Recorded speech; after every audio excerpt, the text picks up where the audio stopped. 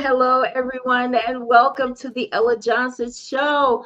I'm your host, Ella Johnson. And I'm Kathy Lewis, and I'm the co-host tonight, and truly honored to be here. Thank you so much, Ella, for talking about this topic. Well, listen, I can't do it without you. I can't wait to get into it. You know all the ins and outs of the political world here in Florida. Well, listen, guys, if you are watching from Facebook, thank you so much. We appreciate you for taking the time to tune in because you didn't have to. But since you're there, please do me a favor and just share the broadcast because we want this information to reach the masses, especially here in Florida, but throughout this country, because the topic that we're going to talk about tonight is controversial and everybody's talking about it. So we might as well talk about it here on the Ella Johnson Show.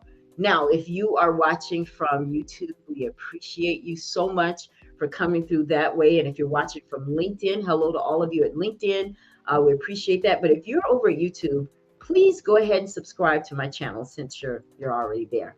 Well, we're going to have great fun tonight, Kathy. I'm so excited. Yes. So excited to be here, Ella. Oh, my goodness. This topic, I can't wait to get into it. And I'm so excited with the number of guests we have tonight. Yeah, we have a lot to unpack tonight because this has taken all of us back. We're all like, even the people that may not have been affected by slavery can't believe what's going on. But before we jump into it and go to the break, let's talk about Alabama. Okay, we got to touch on it. I got my chair on my hip. I'm waiting for the earrings. Get me the earrings is what I want.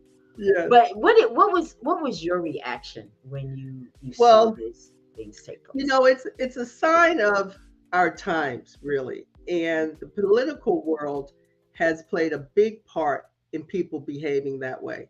You have our politicians and people that are in charge saying, doing, believing just about anything.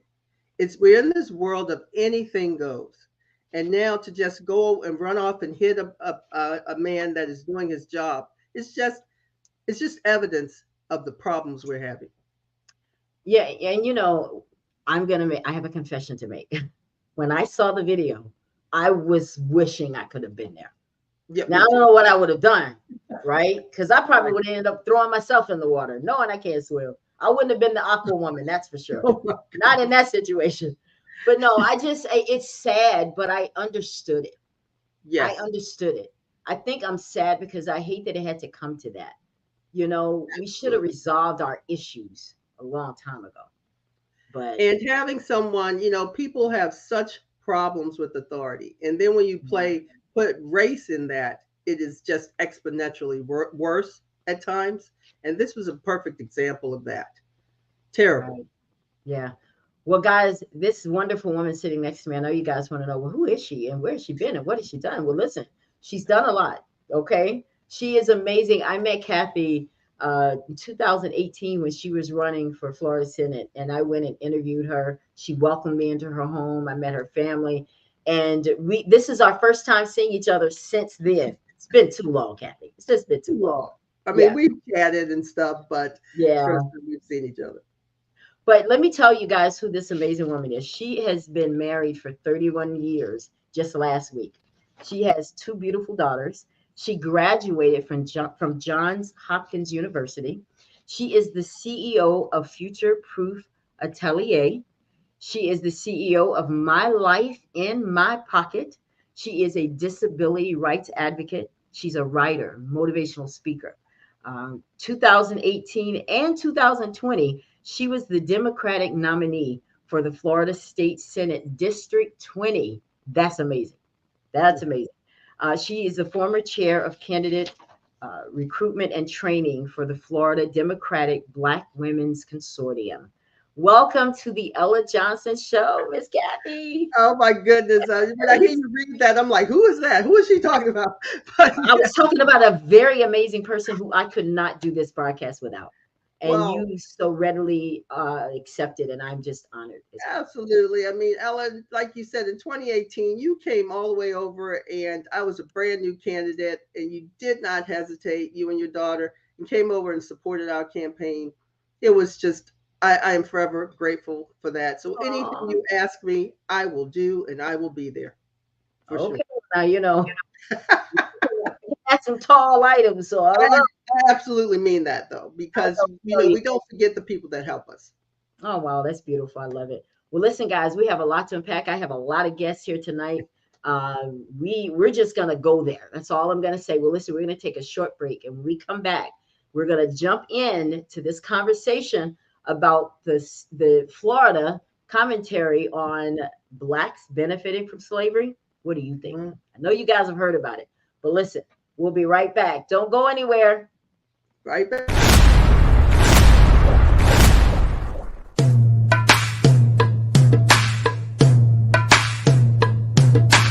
It's time for the Ella Johnson Show.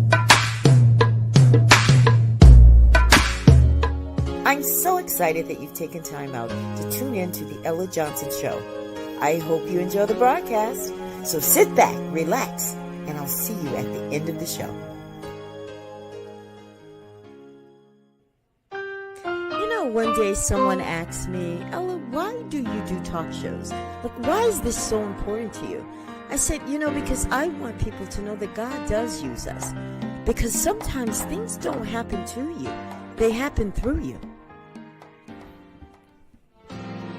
And now it's time for the Ella Johnson Show, where we set the table for real talk conversations. So stay tuned.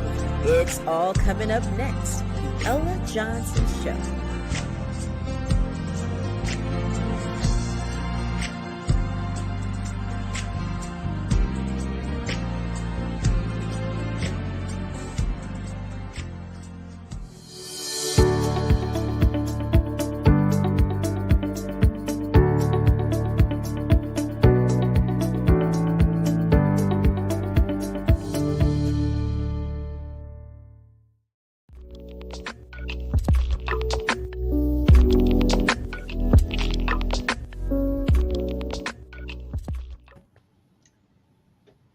And we're back, guys. I told you we have a full house here tonight on the Ella Johnson Show. Are you guys excited about being here? Yes? Yes. Listen, everybody is excited about this conversation because, all of these people were excited to offer their input and what they've learned about Florida and what we're experiencing here. Because I know a lot of you may be in Georgia, so you don't get the brunt of what we're feeling here in Orlando. But in Florida, but I'm glad that you guys tuned in so that you can hear a lot more about what we're dealing with.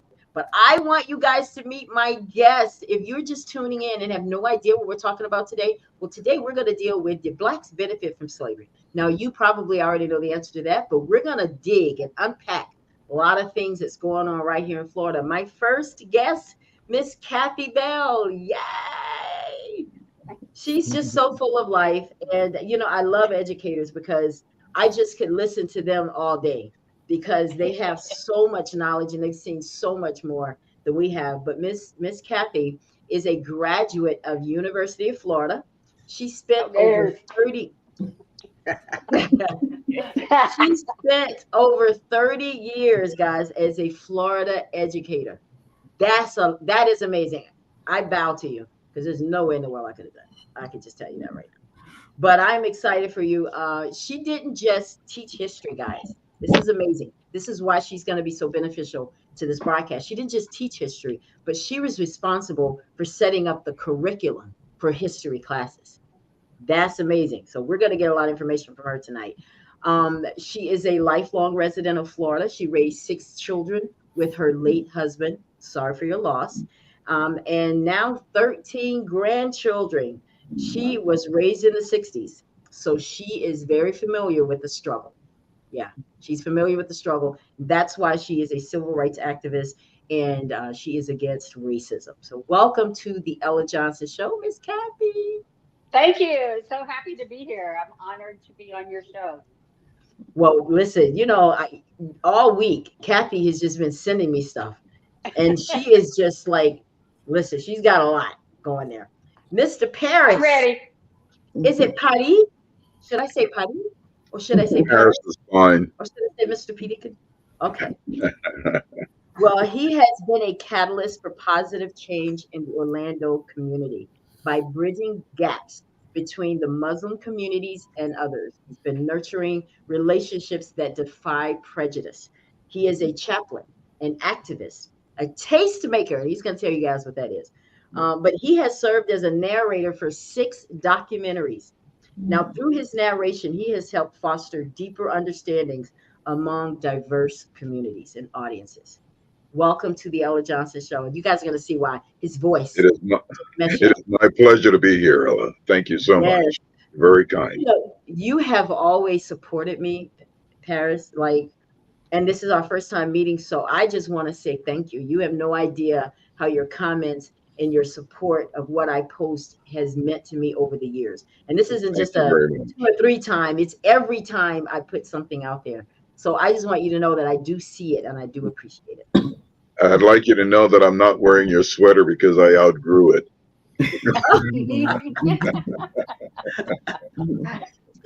That's okay. All right, then we have Miss Stephanie Foster. She's up there in the corner. Oh my goodness. I hope my logo isn't hiding your beautiful face. Oh my goodness. Oh no, it's fine. It's adding to my headscarf. It goes with you and your cheekbones. I love it. Well, Miss Stephanie Foster, she's a Florida resident. She's a mom, wife, and she's the CEO of Blanco Tampa Salon and Sage RX Specialty Pharmacy. Welcome to the Ella Johnson Show, Miss Stephanie. Thank you so much for having me, Ella. I can't wait to get into this very, very nice conversation today. I'm very excited. Yeah, I know it. I see you already ready. Listen, we're going to let you guys go with the flow tonight. That's how we do it here. Then I have Miss Frida. Frida has been on my broadcast before. I absolutely love you, Miss Frida. You're also very supportive. She's a mom of 3 kings. I like that. She didn't say 3 kids. She said kings. She's a former officer who actually is going through a discrimination case right now. She has a podcast titled Queen, Chief of 3 Kings. She was born in Hawaii. I love it. She's probably not wanting to be over there now, I mean, with everything that's going on, but she was born, she's from a military family, and she has BS in forensic psychology, and she has been nominated for an African American Women of Leadership Award. That's awesome. Welcome to the Ella Johnson Show, Miss Frida. Thank you. I'm glad to be here. I'm praying for those on the island of Maui. I was actually born on the island of Ahua, but praying for those. Glad to be here and talk about Governor Opposite Saint. Yeah. Opposite Saint. Mm-hmm. Okay. I'm sure she'll tell us what that means. And Lonnie Foster is the one with the nice chandelier in the back there. Isn't that nice? Like you can't help but you're looking at you, but I can't help but look at that. It's just very nice. I'm sorry. He's a Florida resident. He's an author, motivational speaker. He's the CEO of LJF Enterprises, where he's a psychotherapist. And he's also a life coach and a mentor there. He is a graduate of Bethune-Cookman as well as Webster University. He's a social activist and very passionate about this topic tonight. So you see, guys, welcome to the broadcast, Lonnie. Thank you so much. You're welcome. Thank you. So you see, we have a great group of guys and women here tonight, guys. I want to show you guys, this is what we're going to do tonight, because I want every single one of you to get involved in the broadcast tonight. If you make a comment, it's going to show up here on the screen like this, because we want everybody to ask questions of this panel. If you have a question and you've been wondering, you have politicians and educators and all kinds of people here. So you'll get your answers, your answers right here. Right, guys? Absolutely. All right, so let's now. Before Yes. we went to the break, guys, Kathy and I did talk about Alabama. Does anybody want to offer anything else on Alabama before we jump into opposite Saint? Well, I think I have a comment on that, and I think that you're absolutely right that times have changed, and it's a shame that we have not used it wisely in terms of coming to grips with some of the things that have been divisive. But I think it's perfectly clear that there are two things that were made evident. Number one, that we lost the opportunity. We seem to be losing the opportunity to bridge the gap for folks to come together. And the other is that there was a leader of my native country, Panama, that had a saying in terms of the canal, but I use it in this occasion. As it concerns slavery and discrimination and racism, you will find us standing or dead, but you will never find us again on our knees. And I think that was made very, very clear in Alabama. Yeah. Yes. My father was born and raised in Montgomery, Alabama. And I remember asking him why he has never taken us to the riverfront. And then I learned about the history of it. It's right off the Alabama River. Yeah. And it was the biggest slave trading area where they used to put slaves on the auction block to sell them into slavery, which I thought was unique. But I was glad to see us come together. I don't condone violence, but sometimes it's a time to fight. It's a time to kill.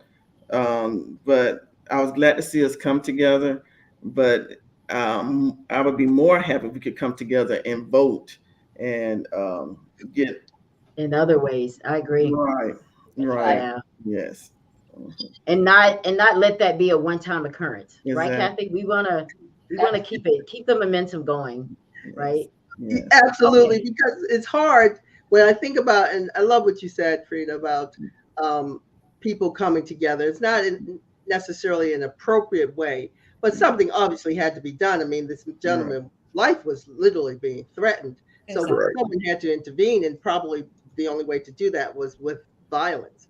But it's important for us to remember that we shouldn't have to wait until these types of scenarios happen, till we're on death's door before we step in and do something. And just like you said, you have to get the vote out. You know, this is something we've been yelling and screaming about. I've run for office twice and came close to winning, so I'm very familiar with the voting process. But we have to figure out a way to do better and be better in this. Yeah. Okay. So let's jump right into this. Did we benefit from slavery? So Kathy, I want you to do me a favor. I want you to kind of set it up for everybody to talk about just a little what got us here to this point with Desantis. Well, you know, the whole notion that we benefited from slavery is absolutely ridiculous. I mean, it's just this absurd notion that African Americans somehow slavery was viewed as some sort of job corps or on the job training. Is the most ridiculous thing anyone could think of. I mean, the fact any learning or training that actually occurred is completely invalidated because were oppressed, abused, and killed. And not to mention the massive sexual assaults that went on. I mean, any African American that has done their DNA, you can see that clearly in your DNA, the actual sexual assaults throughout the generations. So this is the most silliest thing for a public figure to do. Although I do understand it from a political sense, he is saying he is picking on a group of people that unfortunately society allows. I mean, if he were to say this about some other group of people, it just would not be tolerated. But this is tolerated in the state of Florida. I hope it's not nationally. I hope it won't be. But in the state of Florida, it is tolerated by a lot of people. At least that's what he believes, right? So saying these outrageous things keep you on CNN. And when you stay on CNN, you need to be on CNN if you're going to run for president. So that's the political side of it. It's awful, it's terrible, it's dirty, but some people will do by any means necessary to win. Yes. There's no line. Ella, I'd love to share right now that in doing the research for the show this week, I actually discovered that this is not a new argument. Yeah. That actually historians all the way back to the 1930s have been trying to go into the history books and change history to make it more palatable, to make it something that we can tolerate. There has been conspiracy theories all the way back to Rush Limbaugh that when American history standards were written, it was done in a secret room and they added all this stuff. And just it's insane. I was so surprised to hear that. The thing that bothers me is that's the 1930s. When I looked at my calendar today, it said 2023. Why are we still having this discussion in 2023? Last thing I want to say before we move on, just at the beginning, I don't know if you can read this, but it says, U.S. students know less about American history than ever before. This article just came out a couple weeks ago. And there's a reason why. Yeah. There's a reason why. And so as a teacher, that bothers me. I'm sure. And there's another side to this as well. I mean, him just saying that thing about slavery, just saying that, it reeks of pre-war Germany. I mean, if you look at it carefully, that is precisely what it looks like. And that's something to be very afraid of. Yeah. But I want you to chime in, Lonnie, because I know that you're an activist. When you heard and read this, that DeSantis was defending his position, and his commitment to this, it's been signed off and done. Then he goes and puts the blame on the education and says that the man who actually signed off on this was an African American. Right? William Allen, I think is his name. So talk to me about what you feel about that part, Lonnie. Well, obviously, the very first time that I saw it, in the news headlines, I was totally shocked. Shocked to know that this is the man that we've entrusted to represent us. Black, white, Haitian, Hispanic. Florida has is multiracial. So just to think that, first of all, let's not forget that he took books out of classrooms following Texas. Right. Okay. And then this comes on board, where he's signing off, indicating that slavery was similar to job training, that it taught us job skills. That is something that's just unbelievable. It is. Me, I was basically born in the 80s, basically grew up in the 1990s, and to think that this is the time that we're living in, that our governor would embellish something that is so precious, something that happened to African Americans in times past. Just to know that our governor is embellishing this is just incredible. And this is 2023. You would think that we've made it past history, and we like Kathy said earlier, you know, she thought that we should be able to come together, and the fact that we're not anywhere close to it, that's very appalling, very appalling. Do you guys think that all African Americans agree with us? Do you think that there are people out there that says, get over it, it's not that big of a deal? What do you say to this? What do you say to that, Stephanie? What do you say to that? I believe, in short, yes. I want to believe that they all agree with us. That's in short. But there's an aspect of what DeSantis is trying to do is make it more comfortable in the classroom, right? We want to bring comfortability to our counterparts. And we also want to make sure the children don't feel enslaved anymore. And we want to make sure the counterparts are not feeling like they're the enslavers, both on both sides for ancestors' doings. In short, yes. I believe we all feel that way. There's a little part of me that does not want a child to feel still enslaved. But that's a lot of back play here at home, what we're doing in the home. And I can elaborate on that later. I have a lot to say on that issue. But yes, to answer that question, yes. What about you, Paris? What do you think? When I want you to talk to the fact that a Black man is the one that pushed this initiative as well. How do you feel about that? Sad that a member of our race, whether he be of our race or any other race, does not recognize and does not understand everything that is at stake. That he takes such a very, very poor view or shows inadequate understanding of all of the things that are in play here. I'm just sad. I'm saddened that someone would come to that conclusion.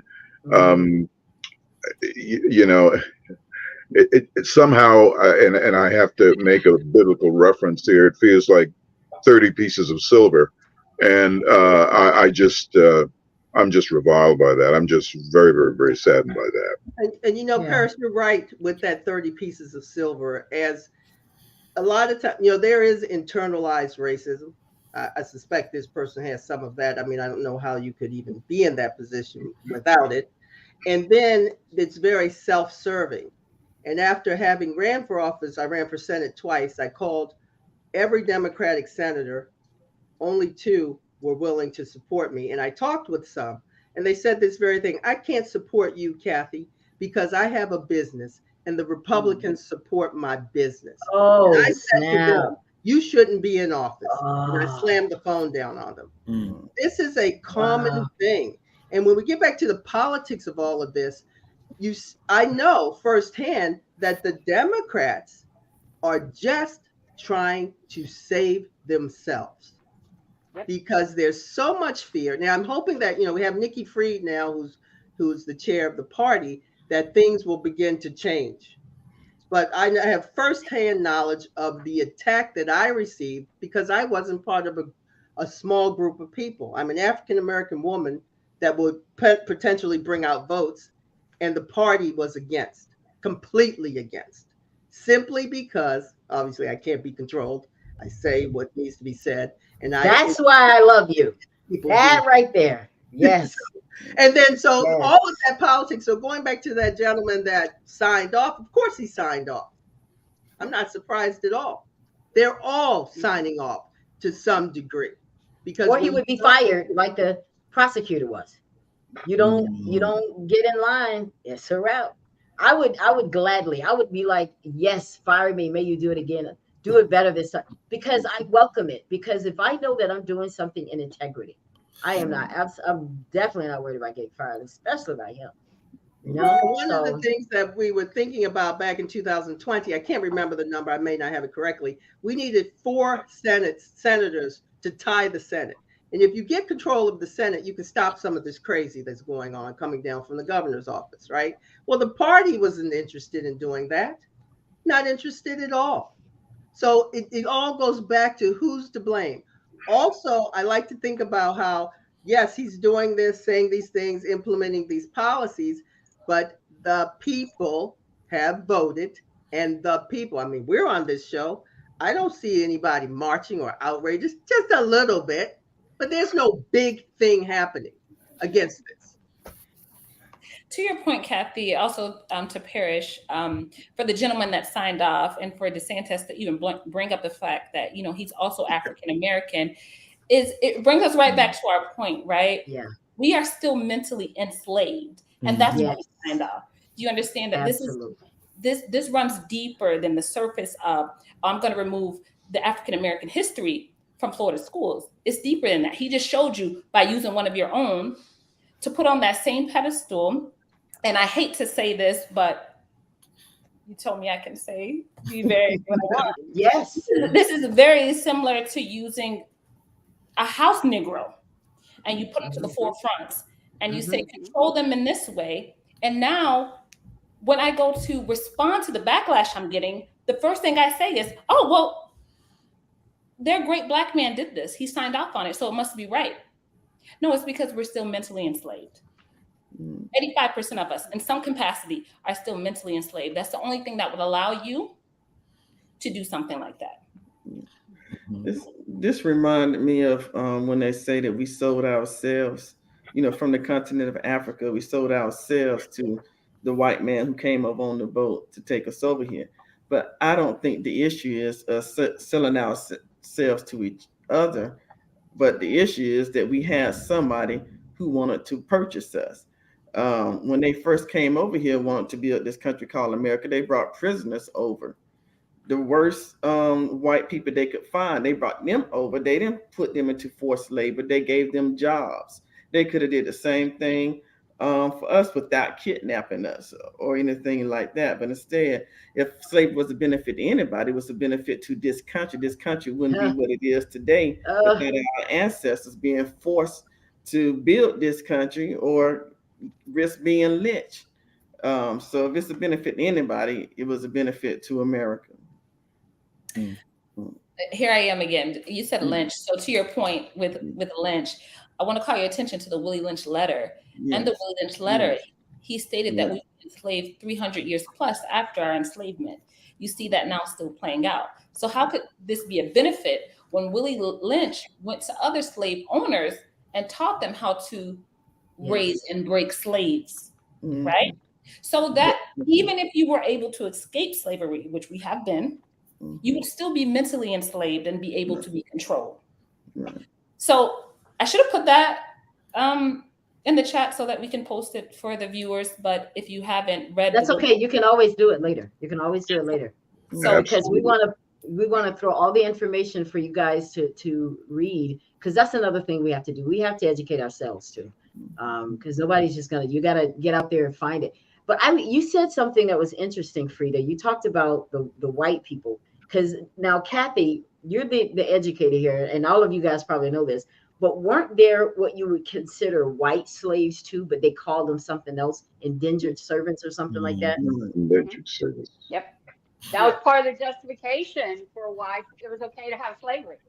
You know, I think a lot of white people were trying to, you know, justify what their family was doing, because they either one had to speak up against the family. This is my opinion. I didn't live back then, but I'm guessing that it was on the conscience of some of the people.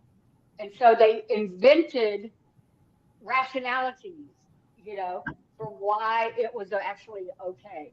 Kind of like, you know, me inventing rationality about why I could be late to school. You know, but those people weren't treated the same as we were. Our ancestors weren't treated the way they were. Their punishment was different. If they did something, they had an opportunity to come back. The Black people just got death. They would go do some time and come back, and they would help them with bills. They were getting money. There was exchange of money with them. So there's no comparison. But if you want to say they were slaves, then why can't we say they benefited? Why does it have to always be us? And I'm not sure who said it, but you guys made a good point. They're not making a deal about this about any other race but us. And I think we have to just kind of find a way to disallow this. Now, Kathy, you're a politician. Tell me, is there a way for us to make him not do this? Is there a way we can make him undo this and say, no, we're not going to do it? Okay, I heard what you guys have to say. I'll change it back. How does that happen? Or can it happen? It can happen. And I'm hoping under new leadership that we just have that it will happen. Because the Black vote is very powerful. Even, it ain't just powerful in Georgia, it's powerful everywhere, even in the state of Florida. And I had been the chair of the Florida Democratic Black Women's Consortium. And if we get Black women to run for office, it will drive the vote. It will drive the vote and drive us to a win. And it could probably happen over 1 or 2 elections. But in 2026, we're going to have it's open for governor, CFO and attorney general. That's an open seat because they've all termed out. Now is the time to be doing this. But our party, or whatever party decides to take an interest in the Black vote, simply will not do it, because that means raising us up. And I can say this because I ran for office and I understand these progressives and these Democrats are some of the most racist people I ever encountered. They're fine with helping you if you need money, if you're poor and downtrodden. But if you're educated and trying to run for office, no, we are not helping you. They're the most racist people I've ever seen. Can I share a couple of dirty little secret? It's a dirty little secret in this state that this happened. We know how to win. We get the Black vote. We know how to do it. But the people in power refuse to do it. Wow. And Kathy, I'd like to share a personal go story ahead. along that line. If you want me, I can wait. Go ahead, Yeah, Kathy. let me hear from. Oh, Yeah, go go ahead, ahead. Kathy. Yeah. Honestly, I'm embarrassed to be telling this story. There's nothing I'm proud of. But I have to admit it, and I have to be vulnerable, and I have to accept what the history of my race is. You know, when the whole George Floyd thing happened, it was during the pandemic. I was home all the time. One of the first shows I heard was talking about white privilege. I'm blowing back. I'm like, what are you talking about? And this is a person who fought against racism in the level that I knew to fight my entire life. And I said, I wasn't privileged. And I kept listening. And then my mouth just shut. And I realized I needed to listen more. Yes. That, oh, yes, I have very much been privileged just for being white. And first, you got to admit that. And it's very hard for white people to admit that. It's very hard.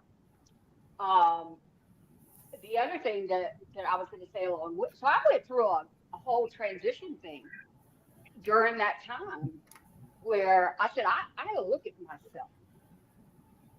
I started reading about anti-racism. The racism, not being a racist was not enough. I needed to be an anti-racist.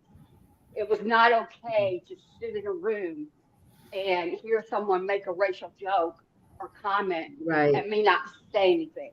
Exactly. I'm scared. And when the whole idea about Black people are taking over the world, you know, I confessed this to a good friend of mine that was Black. I'm going to tell you the truth. My initial response was a little scared. And then I realized it. I said, oh my gosh, why? And because I love Black people. I think the values, the culture, there's so much. I used to tell people that my skin color was a birth defect. Because I it really is. Black and white. Yeah. And so, but to realize that initially when I heard that comment for the first time, I thought, oh yeah, what if Black people start running this country? And I just went to my friend and I said, I'm so sorry. I am so sorry. This is how I felt. And I so Kathy, why would you be afraid? Would you be afraid if if Black people ran the country? Would you be afraid? Now I would not at Right. all. Like I said, I Right. actually think we'd have a much better country. What was the fear prior? Huh? What was the fear prior? Prior Well, that's to now, what I was you gonna wouldn't be. say. What was the fear then? What I was going to say was, I think what happened is I fell into the hole of assuming Black people were criminals.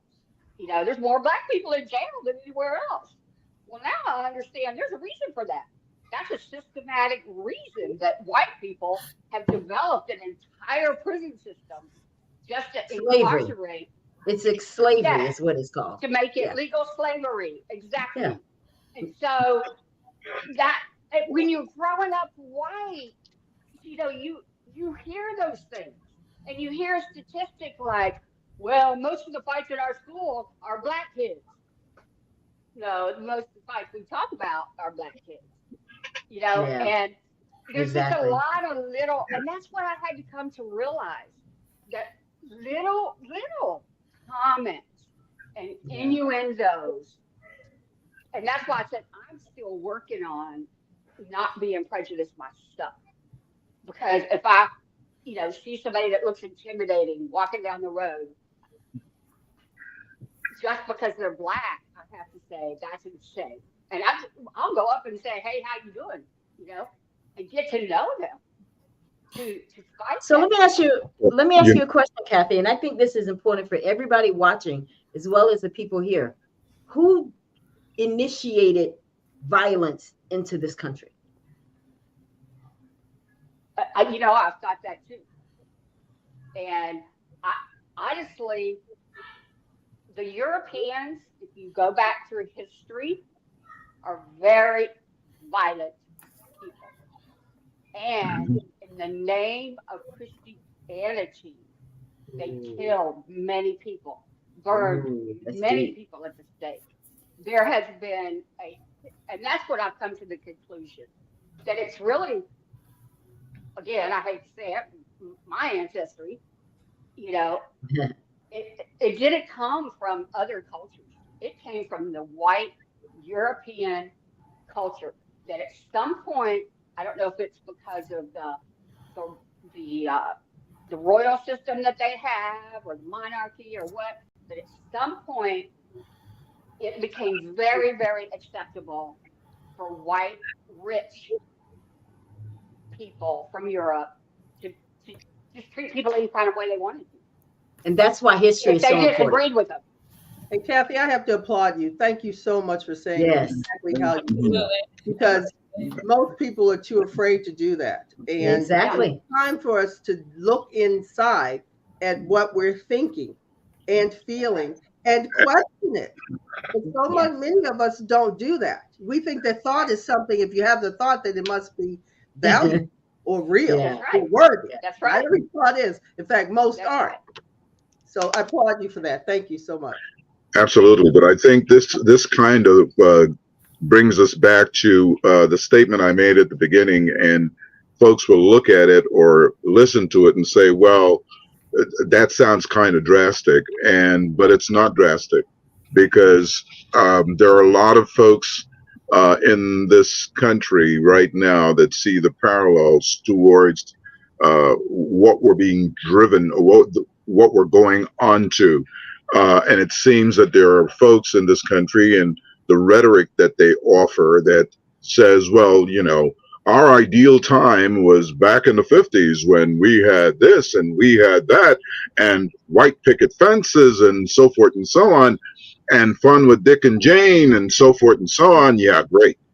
But if you ask Blacks, if you ask Latinos, what was their recollection of the 50s, it's not that rosy. And this is something that folks can't understand, that how could you see a time where folks were being suppressed, where folks couldn't ride on a bus, they had to sit in the back. You had to create a Rosa Parks. You had to have situations like that in order to get anywhere, where you could get into the 60s and folks say, okay, well, we're going to take care of you. And what we'll do is, instead of offering you jobs and giving you the education that will get you there, we're going to give you welfare. But here's the thing, when we give you welfare, the man can't be in the house. The man has to be outside of the house. And then we say, well, look, they're all fatherless, all of these children that are being created. You can't have it both ways. There are a lot of folks that'll come back at you and tell you about, 40 acres and a mule. And yes, 40 acres and a mule, I'm still waiting for mine. But the fact is that 2 years after that was implemented, it was taken away. And folks don't even talk about that. So we talk about, how do we go ahead and address this situation that's centuries old? And no one is willing to really pick up the cudgel and say, okay, let's take this on. Let's have a frank and open discussion.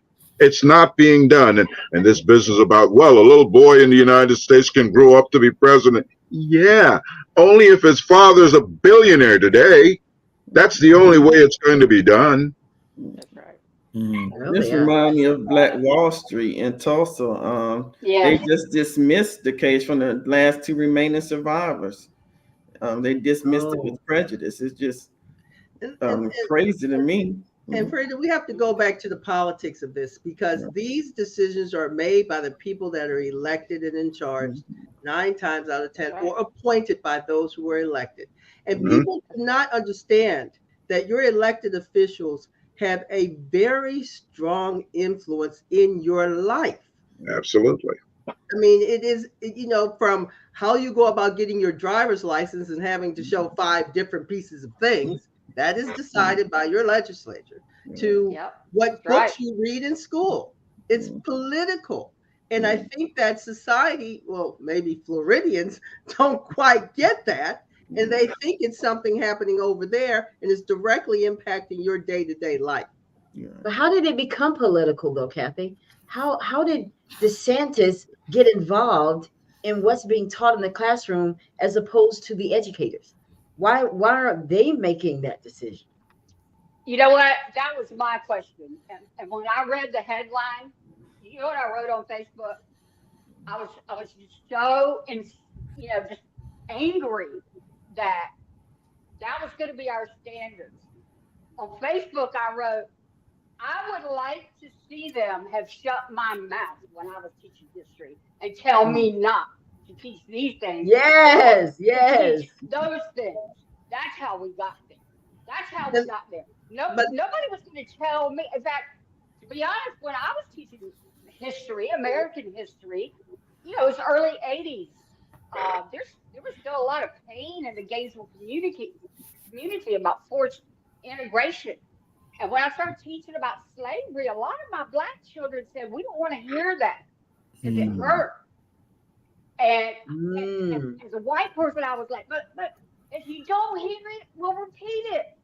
But they were like, yeah, but I don't like talking about that stuff. And I used to have to, and that's the kind of teacher I was.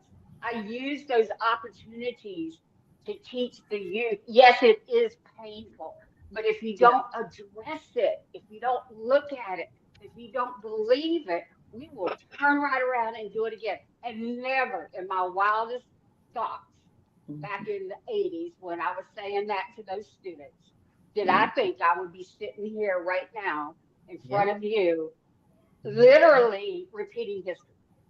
Well, did you have any white students that said they wanted to learn? They were kind of ambivalent. Exactly, because those are the ones who actually need to know. Yes. Well, and that was part of what I would try to tell my Black students is, I mean, if I ignore this, then we all just go around thinking, oh, life has been great for everybody all the time. And I have to say, back then, I was ignorant of how bad slavery was. But I'm much more educated right now. Point. And Kathy, as a teacher, do you think that ignorance has improved any with going forward? No. So you got teachers out there trying to teach this, and they don't know how to do it, and they are hurting kids in the class, the Black kids. And then so we're supposed to trust that they're going to teach it correctly. No. History And that's or why not. I think telling parents, hey, you got to make sure this is happening. Parents have to Absolutely. be involved in the classroom. They have to be involved in their children's education. And they have to teach their kids how to respectfully, and I'm talking about white and black parents, not just black parents. Absolutely. They have to teach their kids how to respectfully raise their hand and say, teach, you're wrong. You're just straight up wrong. If you think slavery was a personal benefit, you are dumb. Well, that's like saying rape is a training ground for motherhood. I think that the Florida educational system has reversed itself. I think they have brought in artificial intelligence into the classroom. And I remember when social media first came out, they said it'd be a danger to our kids. But it seems now they are getting more educated about the real intelligence on social media and artificial intelligence in the classroom. It's like it has reversed itself. Right. But it all comes back in the last analysis to where you are and your financial, your economic power. We don't do things, and we don't support ourselves in terms of being black because we are always being split. I mean, it's divide and conquer. That's exactly the way it goes. But we know for a fact that we're not on the same economic strata, and that holds us back. Well, let's talk about reparation. Everyone knows that it's out there. It needs to be discussed. Okay, so you had 400 years of slavery and or discrimination. You want reparations? You'll be surprised how many people will be jumping to say that they're black if you say, for the next 150 years, no black person in America will pay taxes of any kind. Of any kind. Okay, and we will fix our own problem, and we will fix our own situation, and that's it. So that means that, let's see, my children and their children and their children will have a chance to catch up. But no one is going to do that. Why? Because of a 4-letter word that kids learn in kindergarten, and it's taught to them as they go on that it is not existent in anything else. That word is fair. We are taught to forget about the word fair. And as you go further and you go to high school and you go to college, you are then taught to forget the word integrity. Yeah. And also, Paris, to add to what you're saying about the integrity, I think Ella said something about it, and Stephanie also said something about it. We have leaders, African-American leaders who we're voting for, we're putting in office, right? And I think Kathy also said this, once they get in office, they totally forget about the people that elected them. So hence, where's that integrity at that point? I teach kids at DJJ, the Department of Juvenile Justice. And one thing that I try to implement to the kids that I reach is character building, because we're not seeing that in the people, that are supposed to be leading us. That's correct. And this is something that we have to start educating our children about the importance of having character. Character, whether you're in office, character, whether you're the poor man walking down the street, character, whether you're the CEO of ABC business, character is very, very important, and so is integrity. You can't have integrity without having character. You can't have character without having integrity. It all goes hand in hand. But that's one facet of it. And then to speak to Kathy Bell's point, right?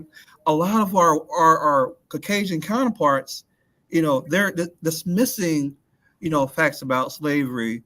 When they hear about it, they turn the other ear as if, it's not, happening, right? Because, that's not my child. That's the black community. When we all should be concerned about it. Why aren't we all concerned about it? The Hispanics should be as equally concerned about it, just like any other race. But this is not an African American, problem. This is an American problem. Right. Correct. Absolutely. I think that on the two Kathy's really quick. I don't want to lose this point.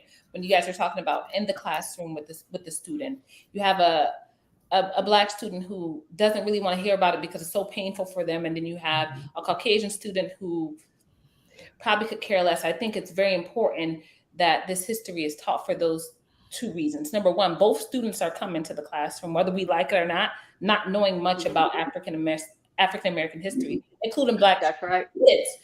At home is very important. What a child is taught at home is very important. So you probably have a Caucasian child being taught something that's not favorable at home, and then we can meet in the middle when they get to sit down and learn from a teacher who is passionate about teaching African American history, educated in teaching African American history, and the deliverance has got to be acute, because right now you're trying to soothe two people with two different demographic backgrounds. You have to soothe the African American student there who's having to, sometimes in history, we have to watch movies as well. And it was so hard to watch that for me, it was hard to watch that with my counterpart in the room who I felt that we were friends. But my immaturity and my lack of knowledge, right? I'm now looking at the person I call friend totally different. It's very hard. You need a very skilled educator in the classroom. That doesn't exist. I'm sorry. No, I just don't have faith that a teacher could do that, Stephanie. Like no, you need to have somebody very, very, it's not impossible, but you have to have somebody there that's very passionate about teaching African American history. People elected Desantis. These same people. Understood. Understood. But I agree with you. What I'm saying is where we lose it in the classroom is going to be our deliverance and emotion. Point blank. It goes back to teacher training. Excuse me? I mean, as we need to be training our teachers, one of the things, I mean, this is crazy, but as I started to learn the incredible inventions and contributions that so many Black people have made in America, there's probably more than white people. I started respecting that whole culture, that whole race. When I see how they stick up for their families, when I see so many of the good qualities, nobody's saying that. Kathy, how did you learn this? You learned this on your own. I did. Right? I did. That doesn't exist, right? As you were teaching. When I was a teacher, because of the kind of person I was, that's the kind of thing that, I would say in teacher training. It's not something that's shared generally. Right It's not. So there must be some type of training or screening for a history teacher that's going to be teaching African American history to students. You have got to be knowledgeable on it. I'm sorry, and there has got to be a delivery. And I have to tell this one story. I went to Johns Hopkins University, mostly white institution, still is. I was there in the late 80s. And the first time they taught an African American history class, I go in the class, and I didn't know we had that many African Americans at the school. We're all in there. And the teacher was awful. Absolutely awful. The only class I got a C in. And I was so distraught that I got a C in this African American history class when they got the teacher from one of the historically Black colleges, and he had no clue of how to deal with us that were in this culture that was very different from his, because he was at an HBCU. So you're right. We have to train these teachers, but it's got to go beyond that. We have to screen and find the right ones. Absolutely. I want to make sure that we recognize the viewers. My battery's going dead. I'll be right back. Okay. All right, dear. I want to recognize Bertram's Lewis's comment. He says we have to discuss the horrors as well as the accomplishments in history, including the Holocaust and disenfranchisement of Native Americans, as well as slavery, so we do not repeat history. You guys just said that a second ago. But I think it's important too, because we made a good point that it's the Caucasian kids that do need to know this stuff, because they're being told at home that they're superior and that they have to behave in a way. You have to protect your race. You have to do this. And then when you go to school, it's like, well, wait a minute. They're teaching me something differently than what you're teaching me at home. They actually did a lot of good things. And I think that it would help resolve. It may not do it all together, Paris. It might not. But it may help resolve some of this racism that we have that's systemic, because that's part of the, I mean, for crying out loud, they made Jesus white because of wanting to feel superior, you know? And I think that education is the key. I believe that. And also the parents may not necessarily be teaching racism. It is endemic in society. The commercials you see, you walk in a room, you're the only one. You can feel it. You can feel it. And the parent may not necessarily be home teaching hate per se, but if they're silent, then they are part of it, because you have to talk about those things. And I'll say to each and every one of us that are here on the panel, and anyone else that's listening, that we have to teach ourselves and teach our children. We have to continue to learn and to teach. You know, there used to be a saying, each one teach one. Keep it going, because I think even for myself, I've explained to people that my evolution came about very simply, and I'll give it to you in this way. I remember being a boy and going to see the movie Tarzan. Great movie. But at that time, I was rooting for Tarzan. It didn't occur to me that this pigmentation that I carry, okay, was a problem. But I was rooting for Tarzan. I think if I was rooting today, I would root a little bit differently, okay, because now I've become a little bit wiser. And I think it's incumbent upon all of us to teach our children. The white child in a classroom with a black child, you can say anything that you want, but remember when you were a kid and the ice cream man would come by and the truck would ring, and you were fortunate enough to go out and get that ice cream and you had that pop.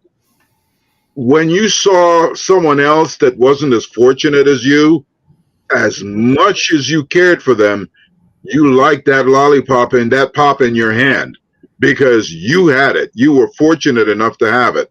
And I think that's the same situation with whites. They can't imagine what it would be like. Exactly. They have no sense of what it would be like. That's a good point. That's a very good point. Right.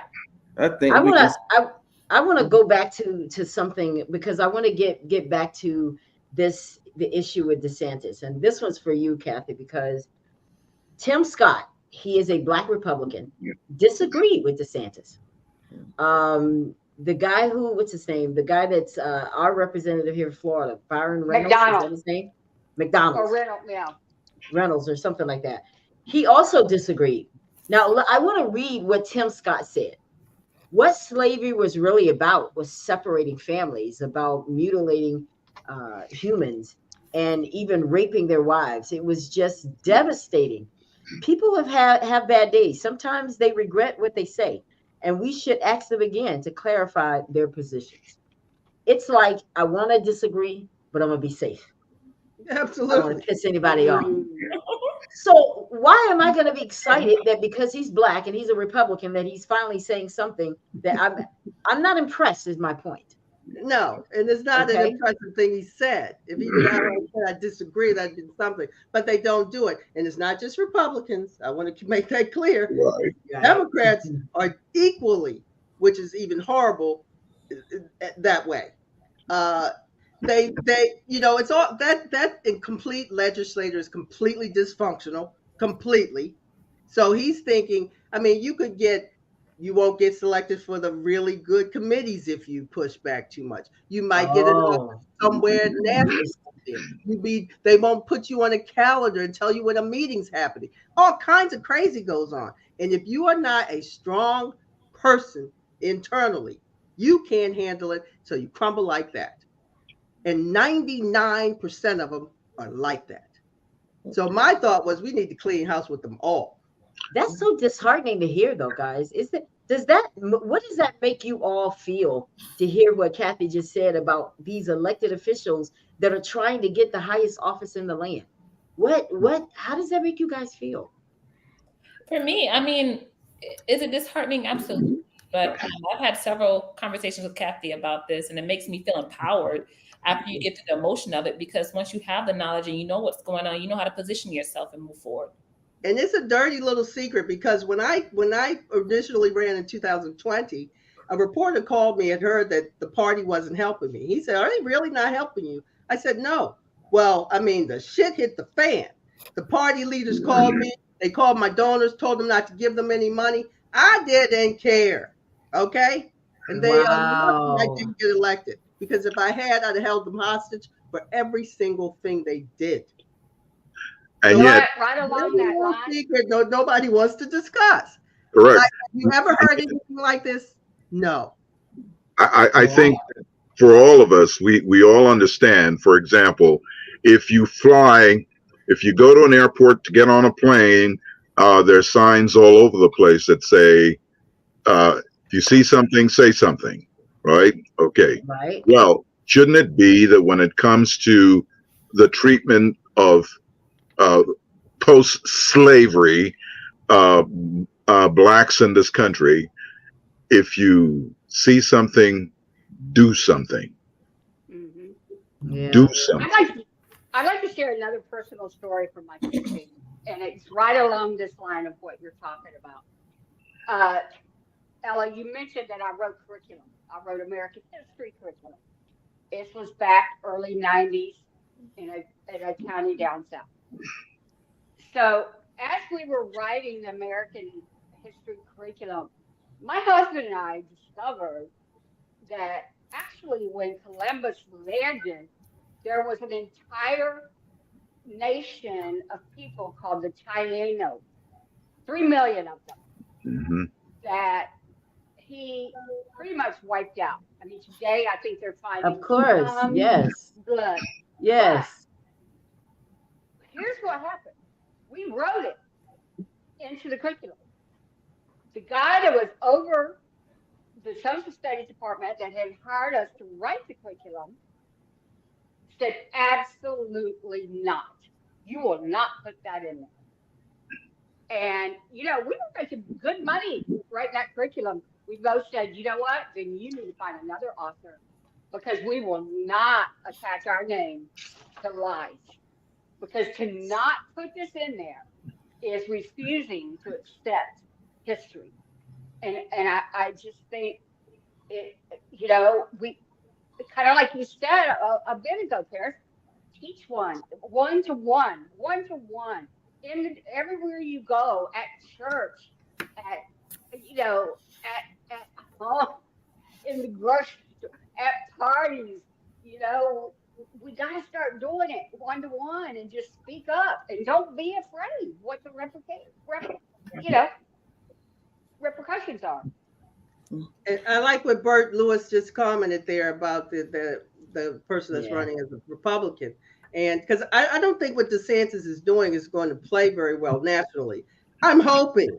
I'm not really sure, because they're feeding in people's underlying hate that they may not even be aware that they have. Right. They think that, okay, maybe that's wrong what he did or said, but they go right and vote for him. Yep. Right. He actually is giving people permission to hate. Absolutely. It's people that are kind of on the fence. He's actually emboldening them. He's behind Trump, guys. He's behind Trump. Trump is winning. I don't know if I had to vote between Trump and DeSantis.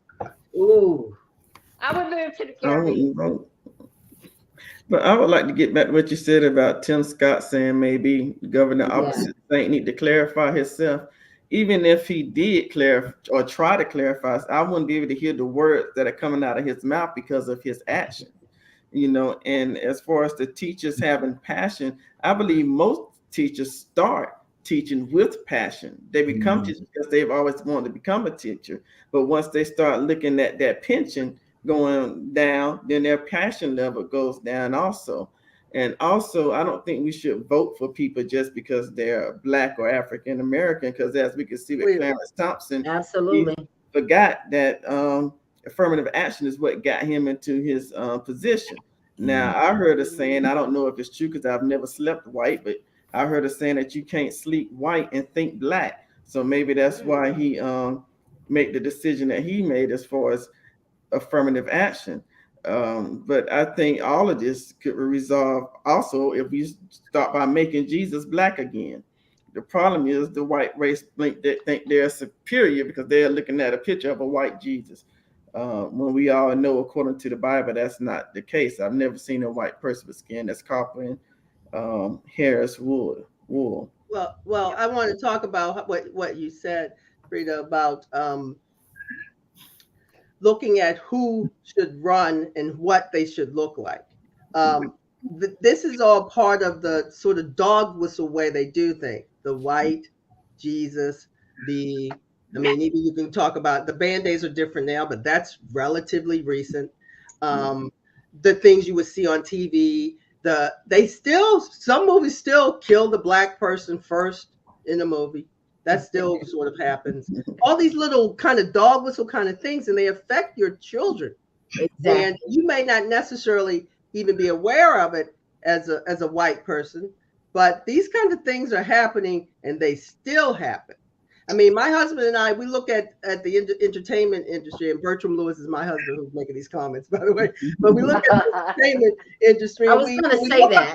When we look up these Black actors and actresses, they're Yale educated, Juilliard educated. They have to be way more educated than their counterparts. That's true. And so this stuff still continues. I mean, Viola Davis's book was outstanding. If you have to read it, she talks about the whitewashing that happens. Why are we still whitewashing, still trying to do all this stuff? Why? Why is that still there? I mean, we know why. Because nobody's really working to remove it. Yeah. I personally don't like the term whitewash, by the way. Yeah. I think we need to go back and kind of look at a lot of those terms like pot Black. Yeah. So what are we really saying when we say that? Well, I was just repeating the way Viola described it. That's how she described it as whitewash. She said that, yeah.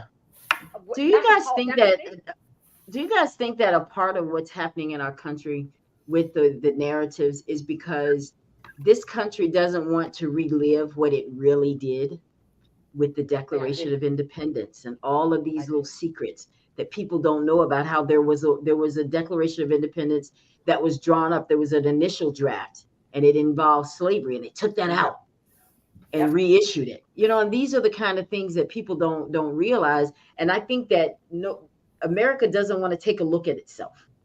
Right. And nobody does, but in so many facets of life, we're forced to. I mean, you make a criminal, he's sitting in a cell every single day. He's reliving what he did. Why can't America do that? Why can't America finally take a look at itself and say, you know what, we need to right these wrongs. And we need to first start by letting people know, just be free with it. You did it. Yep. And it caused problems. You made a lot of money off free labor. And then when Black people really were free and they did abolish slavery, you didn't really abolish slavery because you gave an exception to it. But then you kept it from us for 2 years, and it's these kind of little things that history needs to know. Okay, well, Ella, why would kids need to know that? Because you need to know who you really are. You are not who they say you are. And I think it's important for history to know that. And there's a wonderful movie, Where to Invade Next. I don't know if you've all seen it. And they talk about the way they handled the Holocaust in Germany with their students. They teach them all of it. All of it. There is nothing hidden. They have people's names where their houses were taken are on the doors. They own it completely. That's good. That's how you heal. Yes. And the only way we get to do that is if we get the people in charge to do that. So it all go back to the voting. You know, in terms of the Holocaust and that horrible period in history, there's a story of a Jewish man in, I believe it was Poland, and he was lamenting. He said, you know, when they came to take my friend who lived 2 blocks down, I said nothing. Mm-hmm. And when they came to get my neighbor from downstairs, I said nothing. And now I hear them coming up the stairs to get me. And I can't expect anyone to save me because I did nothing. Wow. Oh, that's deep. Parish, to that point, we're still doing nothing. I think Absolutely. Absolutely. That means to me, we're still doing nothing, because with this going on in Florida, not just Florida, but Florida should be doing a lot more, myself included. But the world, all African-American people should be outraged at this. I mean, there should be no rest to this. But again, we're doing nothing, because right now we don't think it directly affects us, but it's affecting our children. And they're the future. You can't ignore that sort of pre-war Germany thing, the book banning, the saying this about that, this particular group absolutely of African Americans. This stuff is not. This is a very serious thing that's happening. And even the presence of Donald Trump, he follows, in a sense, things that were written by Hitler in Mein Kampf, where basically he says, if you tell a lie over and over and do it long enough, everybody will come to believe it. Yeah. And what do we have here? There are people who are believing lies because, and as someone once said, when it comes to printing the myth or the reality, print the myth, because people like the myth. And so this myth of America is what people are looking at and saying, oh, that's a nice story. I like the way it turns out. The boy gets the girl and they live in, no, it doesn't end that way. Real life is hard. It's different. And ask anyone who's tried to make it. You don't really need to have your arms tied behind you and a row of nails in front of you as you try to go up. And that's the way it seems most of the time.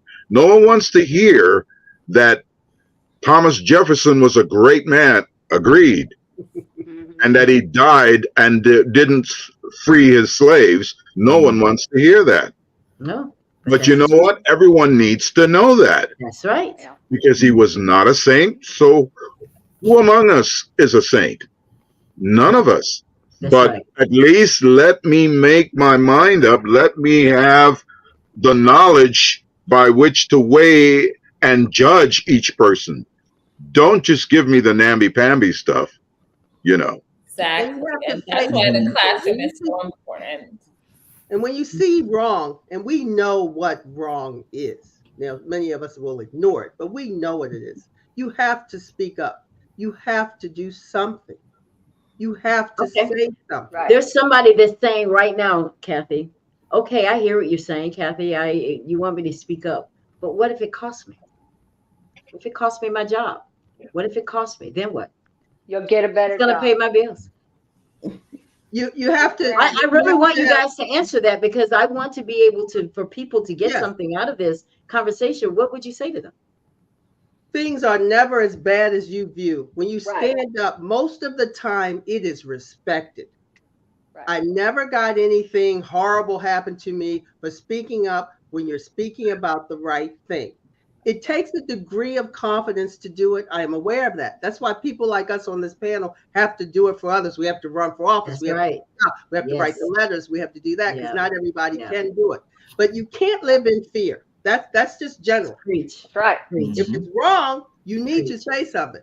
Feel that fear and say it anywhere. But 99% of the time, good will come of it. That is a fact. And if you sit in fear and wonder, oh, I'm going to lose my job, you're not going to. I've been in meetings. I worked for Martin Marietta. I'm the only woman, the only black in the meeting. And I'm telling them all they're wrong. They're like, well, baby Kelly, you got a point. This is in the 80s. Speak up. Nothing's going to happen other than good. And you'll be better for it by doing it. True. Amen. Well, either you can take an action, you can risk it all. And I understand when you have 4 dependents, a home, a mortgage, and kids in college, and other things to do, it's hard to take that step. But if you don't want to do something and you don't want to say something, don't complain. Write something anonymously, but make your voice heard. I'm not saying pull up January 6th and storm. Right. Right. Say, I don't really think you ought to say those racial jokes in a meeting. I don't want to hear it. Right. Absolutely. Saying something and standing up in a time where it's key, it's very important. And to Kathy's point, living in fear is definitely not good. And if losing your job, sometimes you might not agree, but that might be in the cards for you. I absolutely agree. 100%. Why would you want to work? Right. Why would you want to work for somebody that will fire you for standing up for what's right anyway? You shouldn't be there anyway. I can raise my hand and say I definitely lost for standing up for what's right, and I'm better for it because it makes you realize who you are. It's almost like I feel like at night when I go to bed, I visit with the ancestors. I feel like I've actually sat down and had a conversation with Martin Luther King in my dreams because they left it behind, and we have to carry it on because someone has to have that spirit where, like Kathy said, we don't live in fear. I absolutely do not live in fear. Absolutely not. Absolutely. I gotta go. Okay, well, you could have told me before I came to work, and I could have saved that gas. I might say something like that. Right? You could have saved me this trip. You could have checked. Fear is what they play on. They play on that fear. Oh, exactly. They can smell it. They sense it. And that's what they are counting on, you not to say something out of that fear. It reminds me when talking about fear reminds me when I grew up in a very strict military and Pentecostal family. And I had so much fear as coming out as who I was as a lesbian. So out of fear, I tried to live my life as a straight woman, but that just was not who I was. And once you come out, like, you're not scared of anything else. Like, there's nothing else to come out for. And I'm sitting here right now out of a job because I stood up for myself, and I have an active EEOC case because of it. And so, but once you come out, it only takes one time to step out of fear and step into faith and do something. And once you do it, I mean, it's easier said than done. It really is. But once you just do that, you don't stand for something, you're gonna fall. When I teach my people in my classes, that's right, I just need that 10 seconds of courage. 10 seconds of courage to stand up. Yeah. That's all it takes. And guys, how are you going to live with yourself? I have an idea. I would really like to see a good civil rights attorney sue the state of Florida. It occurred to me this week, I'm a product of the state of Florida. I went to school in the state of Florida. Everything I knew about African American history, white history, all of it was from the state of Florida. The state of Florida lied to me for 13 years. And then I went to college and they lied to me again. And then I started teaching and some people tried to get me to lie. Ooh. And now my grandchildren are being lied to. That's what they want anyway. And well, that's how I feel. I feel like the state of, talking about reparations, I feel like the state of Florida owes me an education. I don't know They don't if need this an is still going education on, in but I'll have my check. Thank you very much. it's still happening. But Ben Crump is suing the state of Florida. It was back in Oh, is January. I remember that, but I don't know what's the status of that. So, Well, but good he for is him. suing about the AP, Advanced Placement for African American Studies. I have a question about the education system. Why do they call it African American history? African is a continent, as far as I know. I'm not a historian or anything. And as far as I know, we're the only group that is recognized by the continent we come from instead of the country. I mean, is there any other group in America who are Americans that are identified by the continent they came here from? Is there another history class called Spain American or history? I mean, why is it African American? I'm from my DNA results. I come from Benin and Togo.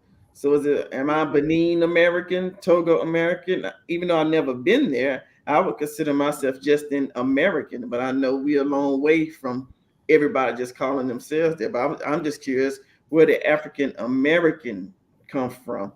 I knew we were Negroes, I think, before that. So I guess it sounds a little bit better, but I was just curious as to how it became African American. Well, I think it's because one of the reasons might be that they obliterated our sense of belonging and our where we came from. So it was almost impossible to go back and redraw or regroup that so that you could say, well, you're from the Congo or you're from Kenya or they couldn't do that. So it was far easier to just lump everyone together, and that's the way they saw you anyway. So it was easier to do it that way. Virtually no other group in America has had their past obliterated the way blacks have. Think about it. If you think about things that go back, when you can in your family say, well, I can go back 4 or 5 generations in my family, that's saying a lot because most of us can't. The furthest I can tell you who my grandmother was, and I can tell you who her mother was, and then it starts to die out. And then you don't know anymore. And that is a shame because there is a great sense of history and self that is lost because that was also taken from us. And people think nothing of it. Oh, well, you don't have a past. It's okay. Again, as a white person, I'll speak up and say that you're white? I didn't notice. Okay, the birth defect. I tried when I did my DNA, but it didn't come out the way I wanted it. So, blood doesn't lie, I guess. But what was I going to say now? Made me lose my train of thought. I'm sorry. But that's okay. That's okay. I probably wasn't supposed to say it anyway. I'll think of it in a minute. I'll come back. Well, guys, I definitely want to because we're getting to that time where we definitely have to wrap up for tonight. Listen, if you are watching the broadcast tonight, listen, this has been amazing. Tonight, what we're talking about, and tomorrow night, because this is a 2-night event, we are talking about did blacks actually benefit from slavery? And I think there's a general consensus here that no, we did not. But we are having this conversation because it's a trending topic here in this country, definitely in Florida, because we have our governor who is running for president of the United States. And imagine if he's doing this for Florida. Imagine if this were a national situation. But I want to do something fun because I have 2 questions that I want to ask. And this is for you guys and for everybody that's watching, because I really just want to test and see if you guys know. The first question is this: how many African Americans were freed through the 13th Amendment? Who knows that? Ooh. You have 20 seconds. And that's for you guys that are watching too. How many African Americans were freed through the 13th Amendment?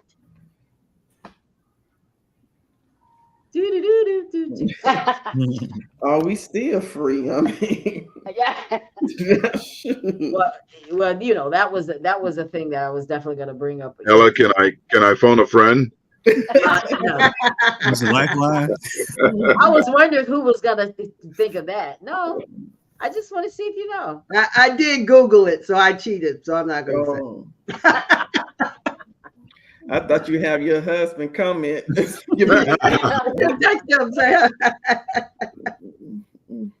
we're talking about the 13th Amendment, this is what I want to bring up. I want you guys to look at this, and I want you to tell me, what do we see wrong with this? Because I don't think there's been a change to this 13th Amendment. You can correct me if I'm wrong, Kathy. This is it, right? Mm-hmm. Yep. There is a comma behind neither slavery nor involuntary servitude. And it's except as a punishment for crime. Yeah. That's the issue with the 13th Amendment. So when people say, we're free, you know, they freed us through slavery. No, they put an exception in there. And that's why we have people in prison. Because and even beyond the prison, Ella, from when you see something wrong in your workplace, in your everyday life, and you don't speak up, you're enslaved. Yes, you are. That is a very good point, Kathy. That was deep. I want you to say that again. That was good. Say that again. Even if you're not in prison and you see something wrong happening in your personal life, in someone else's lives, or at work, and you don't say anything, you are enslaved in that Lonnie, situation. why are people allowing themselves to be enslaved in the workplace, if we want to use that example? What do you think? I think this goes back to the thought of fear that we were talking about earlier. You know, there's a whole, you know, aside from the political aspect of this whole problem, there's a whole psychological problem that we're not pretty much addressing. And the core of that psychological problem is fear, right? We're all afraid, you know, afraid of losing our jobs, afraid of speaking out, afraid of doing what's, you know, what we know is right, you know, but I think that all comes about because, you know, we haven't been taught the value of having integrity, right? We haven't been taught the value of speaking up and speaking out and doing what's right. You know, we're all taught how to get by, how to survive, you know, but if we teach our kids how to do what's right, in spite of, you know, consequences, because what's right is always going to come back and save you in the end, no matter what it looks like initially. You know, I think we'll be doing our job as Americans, and that's all the way around with every race. I want you guys to briefly look at what Angela put here, because I love to bring up the comments and comment on your comments. She says, if they make it so the truth is not told, we should remove ourselves from their school, start our own. What are your thoughts on that one? And that what Dr. Umar Johnson been trying to do for years, do that, you know, start your own school. But I still think that it needs to be a mixture. Even if we start our own schools just for us, who is benefiting? I mean, we are benefiting, but the main people who needs to be benefited is our white counterparts. Is how I see it. And as far as slavery, I think that we are still enslaved because that's all we see. That's all we've known. That's all we're taught. So it's a normality for us until more of us come out of that slavery mentality and start to think different and do different. Then we'll realize that, hey, I've been in slavery this whole time, just not in chains. Mm-hmm. It's not in chains. Good point. I also think, though, that there is an economic factor behind all of that. Educating people, doing all of these things is going to require money. And so it comes back to what I said. It is never going to be done. Trust me. It is never going to be done. So far, every attempt at dealing with reparations and things of that type have been stonewalled because it is not going to go anywhere. We've got the goods and we don't want to share it. And folks have said to me when I've offered this, they say, well, that means that people like Oprah, and they won't be paying any taxes either. I said, well, neither is Donald Trump, and neither is a whole bunch of other organizations and people who are not paying their fair share of taxes either. Give us the freedom to do that, and we'll do it on our own. And if we muck it up, and if we mess it up, we messed it up on our own. But give us a chance to do that. We have learned enough, we know enough, we can do that.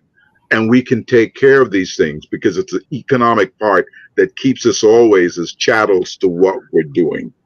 Mm-hmm. Right. So what's the answer, Kathy? How many people? You can tell everybody. I think it said 4 million. Yep, 4 million people. Absolutely. Wow. And I'm gonna ask one more question, but we're not gonna answer it tonight because it's a little deep. It's like a motivational thing that we're gonna end with for tomorrow night. But the question is, what animal was treated like slaves?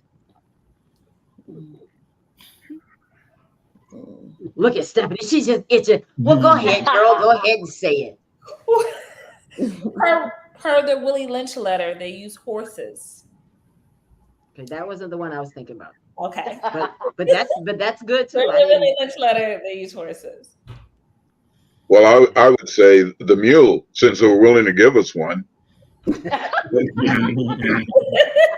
gonna give me your mule though, Paris. I'm gonna go in there. I'm like, look, I'm here to pick up Paris's mule.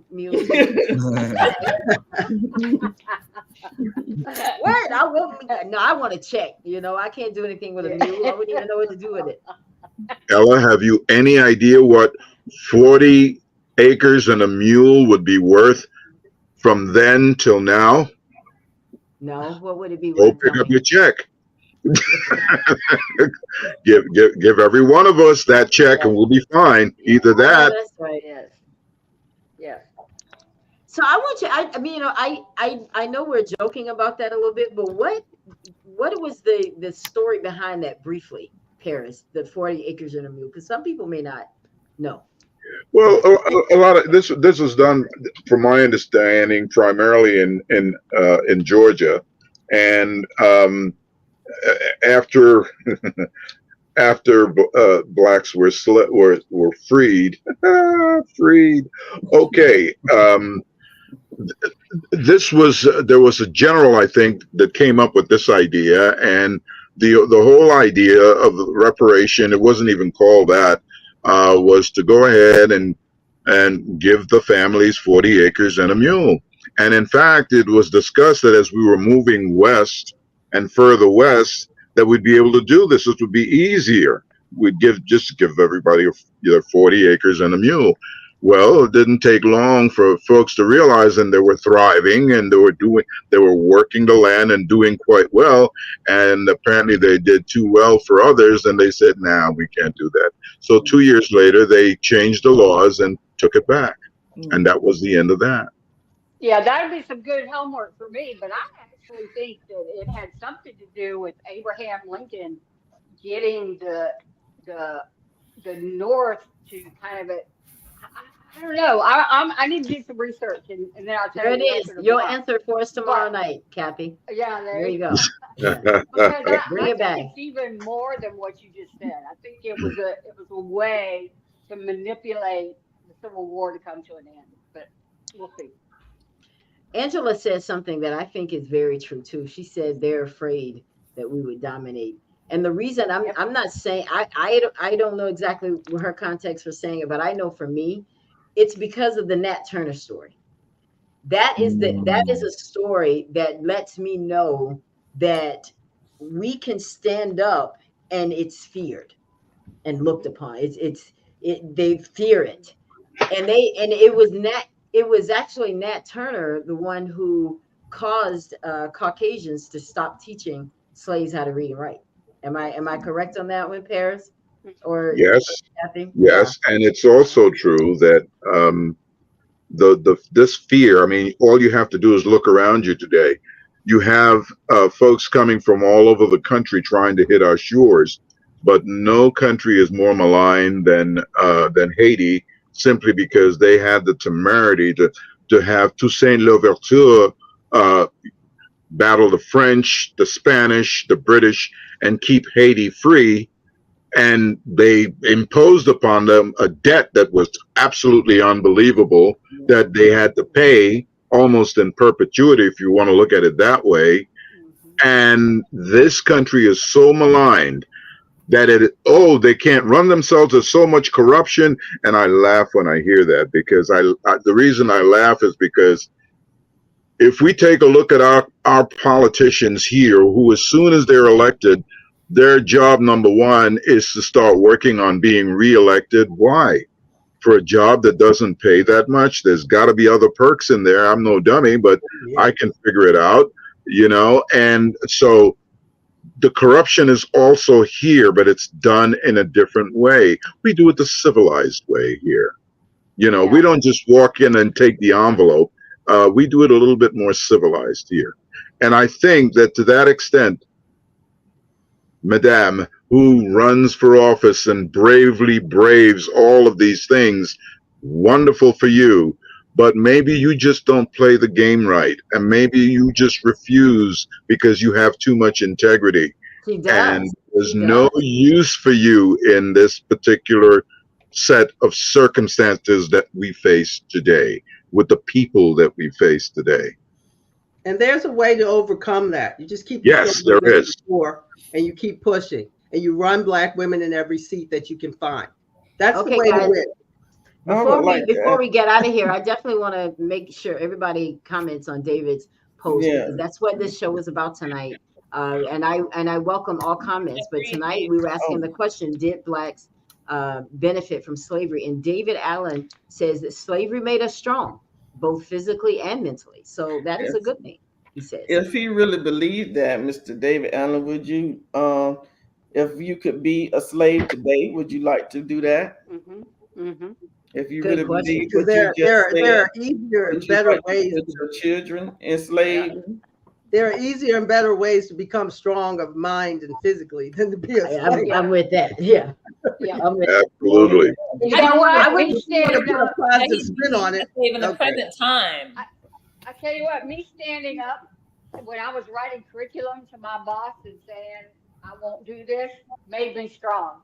And I think one of the things that attracted white people to African people was their strength, their ingenuity. That's one of the things that we learned about the Taino people down in San Salvador. They were incredibly smart. They had all kinds of systems in place. They were that way before. Slavery did not make you strong. You came to America strong. That's why we came. That's why they chose us. Ignorance is so dangerous. Yep. And didn't we teach them some things when we came here? Everything. Yeah. Everything. So we couldn't have been too crazy, And some of us paid a little bit more dearly than that, because a shark's eating patterns from in the road across changed for a long time, because those of us who wouldn't comply ended up being shark meat. So let's just call it the way it is. These are some of the atrocities that people don't want to think about. But it's if you look at roots and things like that, and you say, well, my name is Yusef. My name is Yusuf. And they say, no, I'm going to give you, your name is Mike from now on. Yeah. Okay. So you've got to forget Yusuf. And you've got to forget that, because if not, the guy before you that insisted his name was something else is 6 feet under. Just like that. And that's how you break the will. How many times would you have kept saying that, Paris, in the movie Roots, when they kept asking him, what's your name? And he, Kuta Kinte, and they were like, what's your name? How many times? You know what I'm saying? I would have told him, save yourself some trouble. Just go ahead and kill me, because I'm not changing. I wouldn't have lasted. I wouldn't have lasted that long at all. David says, no, I wouldn't, but I have already developed that mentality. I was a sharecropper on the Joe Pugh plantation. Wow. By choice or force? There's definitely a difference. Slavery didn't have a choice. Were you a sharecropper? Choice or force? I mean, I'm still not. Yeah, he getting still his- chose it. It's not. We didn't choose to be on a plantation. Right. Yeah, I don't think I would do good on a plantation because the moment they tell me, I'm like, look, it's hot out there. I would be debating with the slave owner parents. I believe it. Many did, and many slaves did. Not, they did. They did. Yeah. I would have That's been a what we don't footnote see, though. forgotten by history because I would have been one of the first ones they would have buried.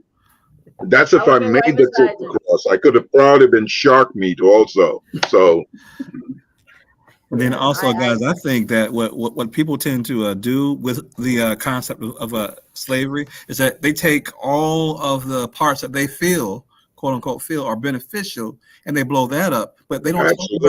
talk about the not so good things that occurred during slavery. If you're going to talk about it, talk about all of it, the good. That's correct. Say that. That's what I'm talking about. That's what I'm talking about, guys. I would love to go on and on and on and on tonight, but I'm not going to tell y'all what animal it is, because if I tell you, you guys are going to go like, well, why did she say that? Well, let me Google. But it's going to be very interesting, and it's going to make you think, I promise you. But there is an animal that is treated just like slaves, and the mindset of what they were doing to that animal is the same thing they did to slaves. I will, and you guys are gonna have to hold on for that one tomorrow. It's like, what in the world is I was talking about? I did a whole entire motivational message about it because when I compared the two, very synonymous.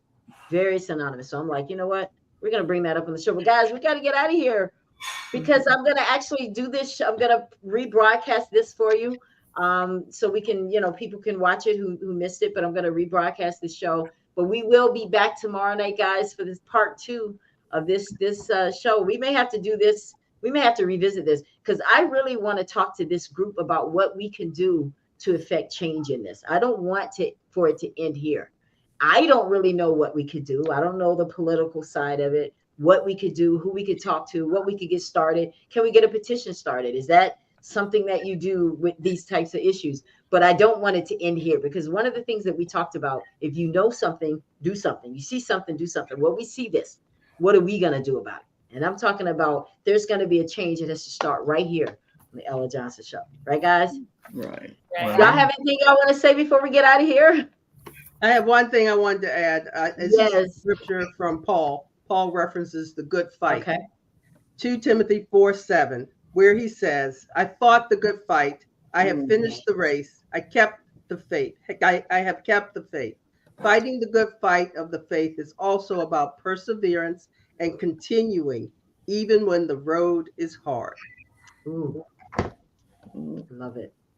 Oh, that sticks a pin right in it right there. Well, listen, I appreciate you guys for taking time out tonight to come here to the Ella Johnson Show. It's been great. You guys have fun? Yes. Absolutely. Amazing. Of course, they're going to say they had fun. They're still in the air. They're not going to say, no, this is recorded up. But we're talking about something important. We try to keep it humorous, but it is no laughing matter because our children's lives and future is at stake. And we have to protect them because they don't know what we're protecting them from because they don't know the history. But we know, and we know what happened, and we know what it did to us. I was telling somebody the other day, I said, when people were slaves, they couldn't look at the master in the eyes. Right. And we don't understand why, even to this day, there's some of us that don't look people in the eyes when we talk to them. Right. It's those kinds of things, guys. And we got to talk about it. It's real. Because I see that my people, I'll be talking to some people and I'm looking at them, I'm like, I'm here. And it's just that intimidation factor. But that was something that was put there. Okay. And Ella, Right? that's that whole psychological component that I was talking about earlier that has been ingrained in some of our people. Yeah. Yeah. I want to talk about some of that tomorrow because you're a psychotherapist. I don't know. You might end up putting me in the white coat when this is over. I don't know. It won't be the first time. It won't be the first time, Lonnie. I tell you. They know me around those parts. All right, guys. Well, listen, let me see what different comments we have here. I want to make sure that we let everybody's comments come up here, but it's not the same. All right. Well, Mr. David, I would love for you to let's chat a little bit after the broadcast, because I might want you to come on the show tomorrow. I want to hear what you have to say. I love people to come on the broadcast, even if you don't agree with what we're saying. I want to hear your side of it, because you may enlighten us with some things. So, David, by all means, if you would like to be on the broadcast tomorrow, just hit me up in my inbox and we can make it happen. Right, guys? We welcome. All right, guys. Well, listen, we're going to get out of here. It's been real. You guys have a wonderful Saturday evening. Be safe. And we'll see you again tomorrow right here at 7 p.m. Eastern for part 2. The Blacks Benefit. Absolutely. We'll see you next time. You guys have a great evening. Bye. Bye. Thank you so much for tuning in to the Ella Johnson Show. We'll see you next time. We are supporters of the Ella Johnson Show. We live in South Korea. We have been watching Ella Johnson Show for like a year now. And we love her show. Her show is very inspirational, motivational, and educational.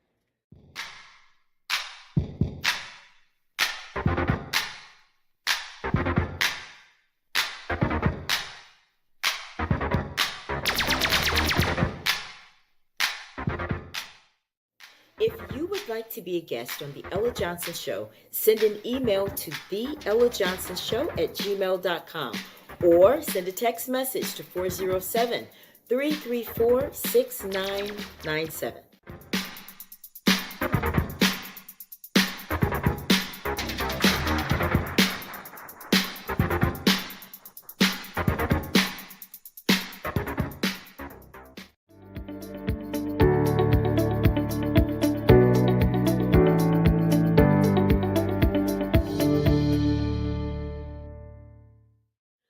We love Ella Johnson Show.